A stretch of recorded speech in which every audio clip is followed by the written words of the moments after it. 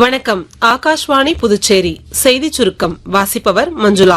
பிரதமர் திரு நரேந்திர மோடி ரக்ஷா பந்தன் பண்டிகையை முன்னிட்டு நாட்டு மக்களுக்கு வாழ்த்து தெரிவித்துள்ளார். தமது சமூக ஊடக பதிவில் விடுத்துள்ள வாழ்த்தில் ரக்ஷா பந்தன் பண்டிகை அனைவரின் வாழ்விலும் மகிழ்ச்சி, செழிப்பு மற்றும் வெற்றியை கொண்டு வரும் என்று, அன்பு, பாசம் மற்றும் பரஸ்பர நம்பிக்கையின் பிணைப்பு வலுவாகவும் பிரிக்க முடியாததாக இருக்க வேண்டும் என்றும் அவர் தெரிவித்துள்ளார். பிரதமர் திரு நரேந்திர மோடி 2 நாள் பயணமாக நாளை உஸ்பெகிஸ்தான் செல்கிறார். இப்பயணத்தின் போது அந்நாட்டு அதிபர் திரு ஷவுகத் மிர்சியோயேவை தாஷ்கண்டில் சந்தித்து இரு நாடுகளுக்கும் இடையிலான யுக்திசார் கூட்டாண்மையை மேலும் வலுப்படுத்துவது குறித்து பேச்சுவார்த்தை நடத்த உள்ளார். பிரதமர் திரு நரேந்திர மோடி வரும் ஞாயிற்றுக்கிழமை காலை 11 மணிக்கு ஆகாஷ்வாணியின் மன் கி பாத் நிகழ்ச்சி மூலம் இந்தியா மற்றும் வெளிநாடுகளில் உள்ள மக்களுடன் தமது எண்ணங்களை பகிர்ந்து கொள்கிறார். பிரதமரின் இந்த 137வது மாதாந்திர மன் கி பாத் நிகழ்ச்சி ஆகாஷ்வாணி மற்றும் தூர்தர்ஷன் தொலைக்காட்சியின் அனைத்து அலைவரிசைகளிலும், ஏர் நியூஸ் இணையதளம் மற்றும் நியூஸ் ஆன் ஏர் மொபைல் செயலிலும் ஒலிபரப்பாகும். நேபாளத்தில் திடீர் வெள்ளத்தால் உயிரிழந்தோர் எண்ணிக்கை 392ஆக அதிகரித்துள்ளது.